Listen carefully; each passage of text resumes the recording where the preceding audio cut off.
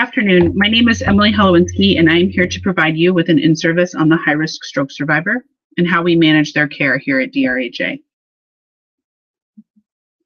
The intention of my in-service is to educate you as an interprofessional group of learners on the high-risk stroke patient that you will, at some point on the care continuum, be tasked with caring for.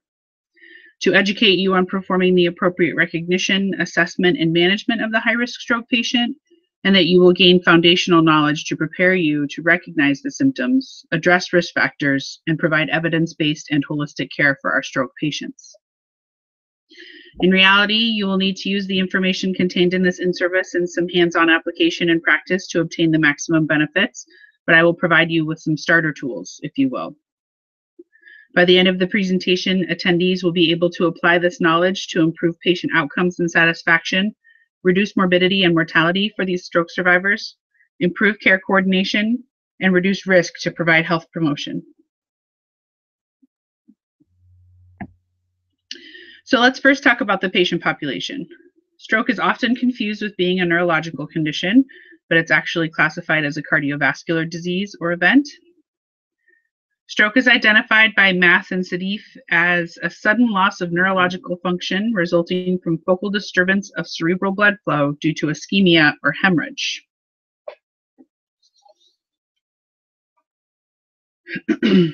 Each year, there are 129,000 deaths in the United States associated with stroke events, making it the 5th leading cause of death in the US behind cardiovascular disease, cancer, respiratory infections, and accidents.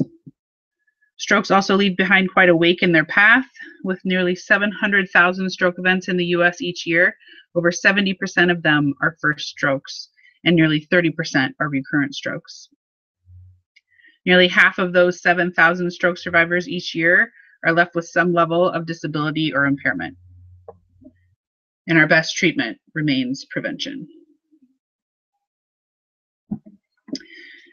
The standards of care for this patient population are built around coordinated multidisciplinary services and care. The stroke patients have best outcomes when they receive care in acute stroke certified hospitals by acute stroke inpatient units, and have access to neurorehabilitation departments provided by healthcare providers that have been trained and educated to identify, treat, and manage the complex needs of stroke patients, including identifying and managing risk factors like blood pressure, diabetes, blood lipids, and atrial fibrillation. Managing functions like the pathophysiological, cognitive, and functional needs of the patient, and minimizing complications including falls, DVT, PE, aspiration pneumonia due to a dysphagia, seizures due to a cerebral edema or hemorrhage, and skin breakdown or contractures due to prolonged immobility.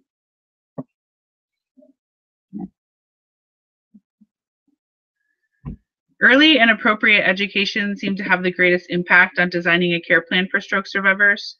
Adoption of healthy life habits remains the cornerstone to preventing reoccurrence of stroke and improving the functional outcomes of stroke survivors.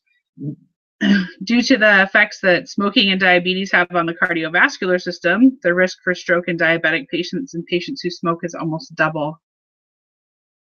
Those patients with diagnosed hyperlipidemia or hypertension can significantly reduce their risk of a reoccurrence of an ischemic stroke event with the addition of a daily aspirin.